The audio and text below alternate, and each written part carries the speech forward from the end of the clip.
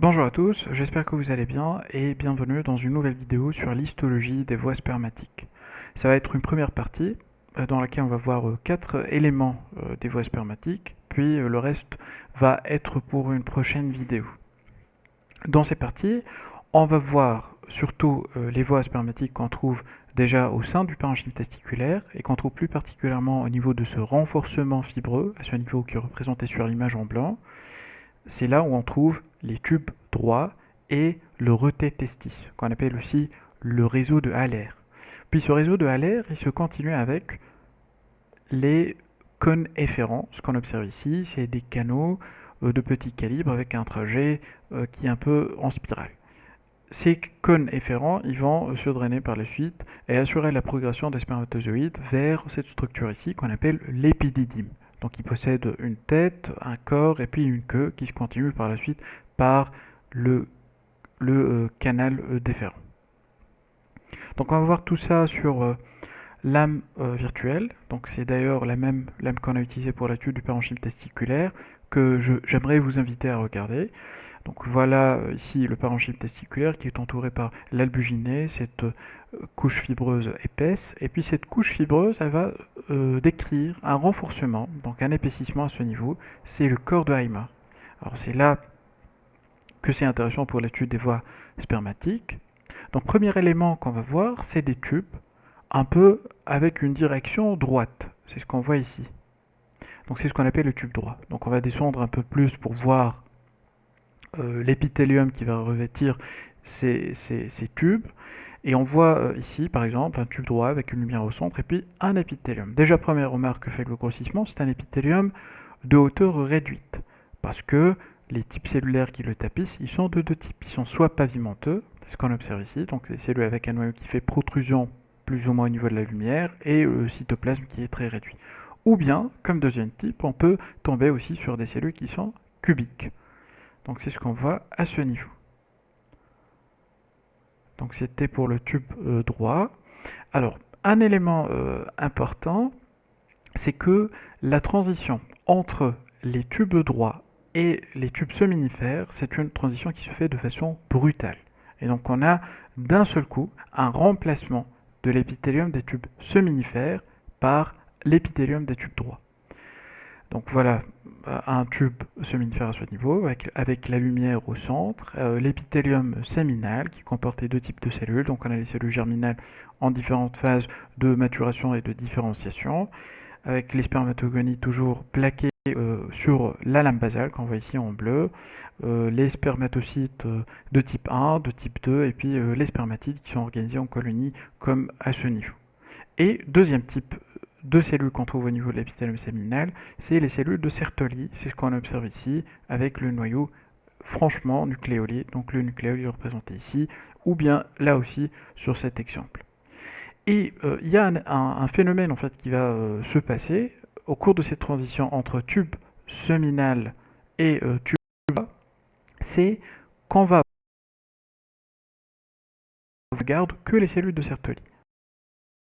On a une zone où on a que les noyaux caractéristiques, mais sans présence de cellules germinales. Et cette zone, on l'appelle la houppe sertolienne. Donc on voit bien la transition brutale. Épithélium du tube droit, houppe sertolienne. Alors si on cherche, on pourra tomber sur des aspects similaires, comme par exemple à ce niveau, donc toujours la lumière au centre. On a l'épithélium de ce côté qui est à la fois pavimenteux et cubique du tube droit, et là, la houppe sertolienne avec la transition brutale. On avance un peu, maintenant vers l'étape qui vient par la suite, qui est ce réseau anastomotique. Donc on voit des lumières qui sont très anastomosées entre elles. Donc on voit beaucoup d'anastomose. Donc on dit que cette partie des voies spermatiques, elle a un aspect qui est dit caverneux. Et au faible grossissement toujours, on peut observer un aspect festonné. Alors comme par exemple ici. Donc on a l'impression que l'épithélium, il a des hauteurs différentes. Donc hauteur importante, réduite, haut, réduit, haut, réduit, haut, réduit, et ainsi de suite. Alors pourquoi est-ce qu'on a cet aspect festonné? C'est parce que au niveau de ce réseau, qui est le réseau de Haller ou bien le reté testis, on a différents types de cellules. Alors on peut voir des cellules qui sont pavimenteuses, comme à ce niveau. Ça rappelle fortement l'aspect d'un épithélium, par exemple, qu'on va observer au niveau des vaisseaux.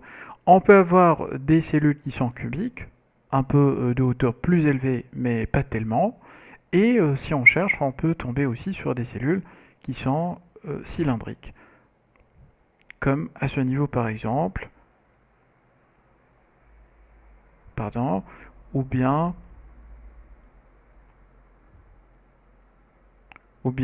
à ce niveau aussi. Donc trois types cellulaires, mais toujours on a un épithélium qui est simple, ça veut dire on n'a pas de stratification de noyaux.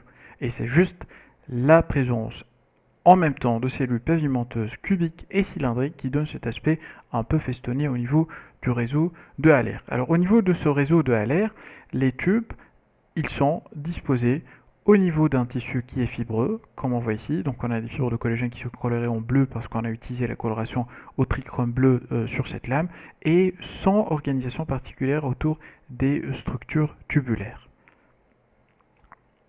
Donc l'étape qui va suivre, ça va être celle de cette zone qui représente les cônes efférents. Alors les cônes efférents, déjà au faible grossissement, ce qu'on peut remarquer, c'est que on a un aspect festonné qui est frappant. Donc on a des zones de l'épithélium qui sont hautes et d'autres qui sont réduites en hauteur, haute, haute et réduite. La lumière elle est au centre, donc ça c'est la première remarque. Deuxième remarque, c'est qu'on note à la différence de ce qu'on a vu pour le réseau de Haller, une organisation particulière du tissu conjonctif tout autour. Donc on a l'impression que ça s'organise autour des structures tubulaires.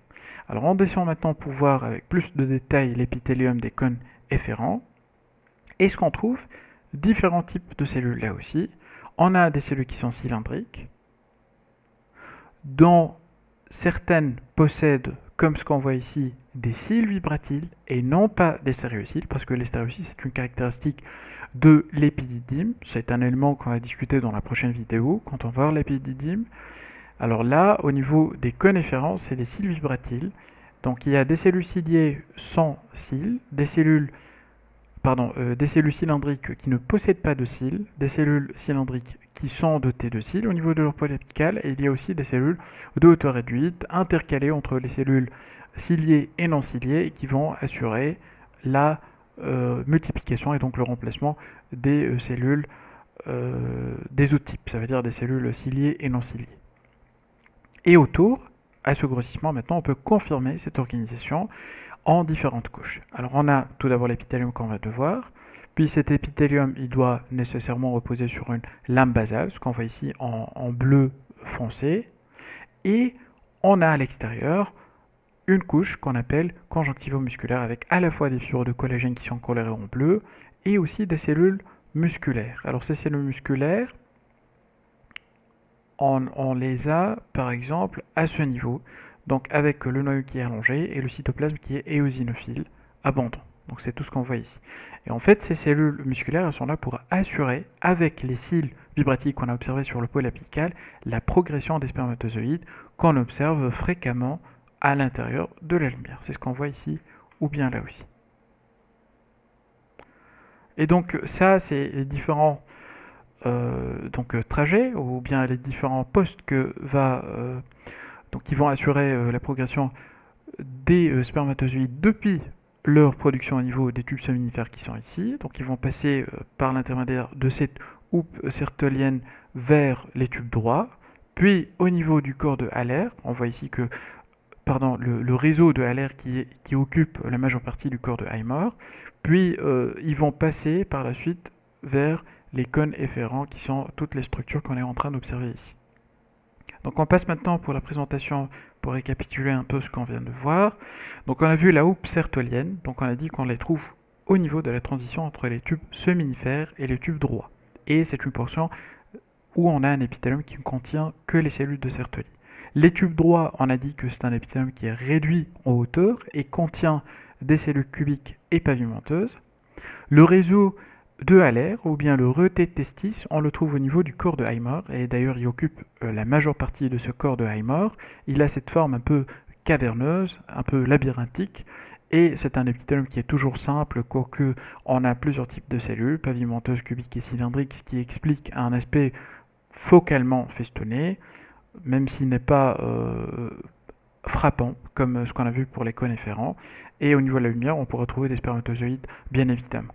Alors concernant les coniférants, ils ont un trajet en spire avec un calibre qui augmente si on va depuis le reté-testis vers l'épididyme et qu'on porte 3 couches. Donc avec cette organisation caractéristique tout autour. L'épithélium qui est à proximité de la lumière.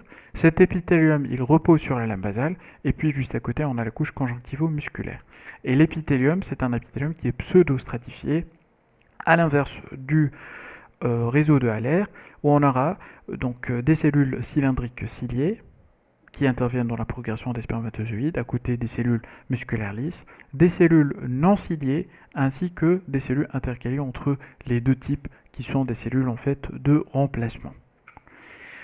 Donc on arrive à la fin de la vidéo, j'espère que ça a été utile et on se dit à très bientôt pour la prochaine vidéo qui va concerner l'épididyme ainsi que le canal déférent. Merci pour votre attention.